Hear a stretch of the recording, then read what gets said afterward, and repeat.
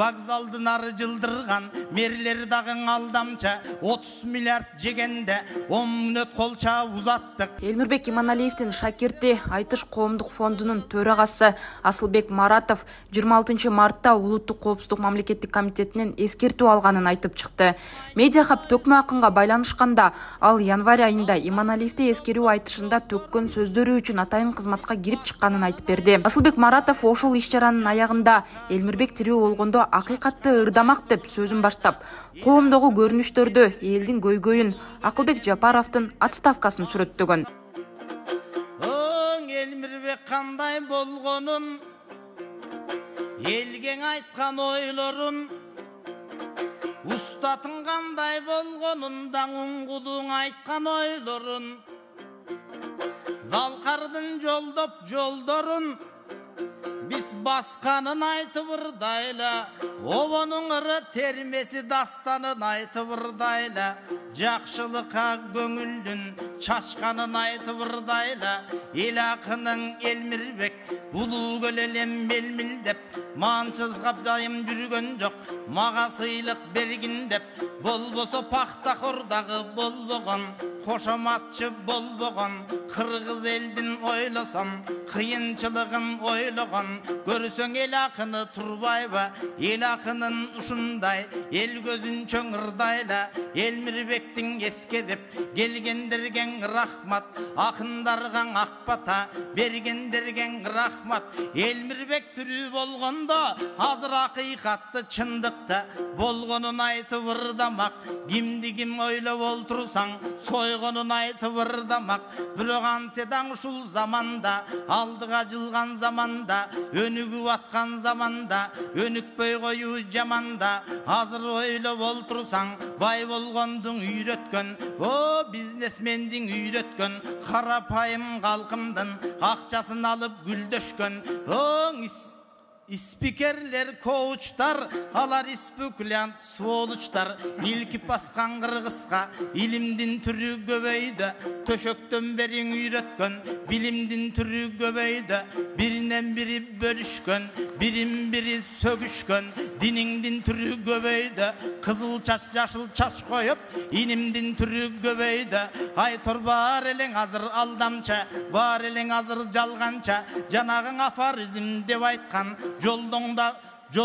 жолдордагың алдамча, эл алдаган Фейсбуктан ойлордагың алдамча, муфтияттан олтурган молдоңдагың алдамча, ой туролтуп олтурсаң эр азамат Кыргызда, эрлер дагың алдамча, вокзалдын ары жылдырган мерлер дагың алдамча, ошонун баарын ойлосоң алдамчы болуп Кыргыздар кайсы жака жетебиз, ошондуктан туугандар, нарк болсоң ушул элимде намустуу жерге жетебиз, азыр ойлоп олтурсаң калкымдын ушул көйгөйү айта кетпесек болбостур, алайын десең нан кымбат, албайын десең жан кымбат, багайын десең мал кымбат, бензин дизель май кымбат, бегунажын тай кымбат, багайын десең мал кымбат, салайын десең там кымбат, саяйын десең тал кымбат, айтор бар эле кымбат болууда, ошондуктан туугандар баарыбыздан ар качан ынтымак болсун ортодо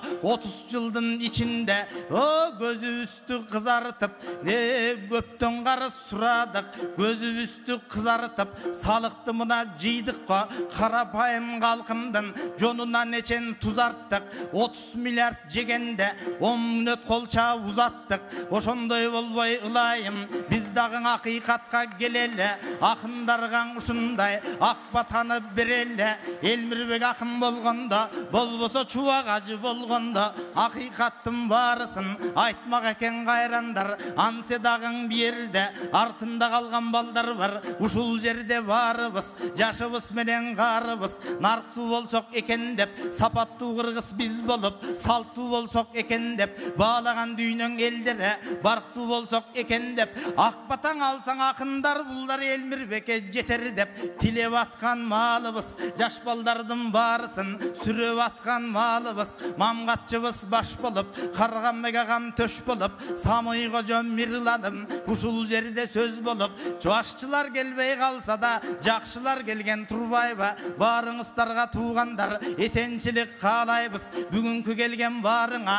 барыңдын эмгегиңерди баалайбыз. Мундузбек сен да буйрусаң, ой, Элмирбектин ордун баскан акым болугөр, андан дагы буйруса, ашкан акым болугөр, айта берсе түгөнгүс, дастан акым болугөр. Жалпы кыргыз калкымда жамандык деген болбосун да, жакшылык дайым орындосун. Жалпы бир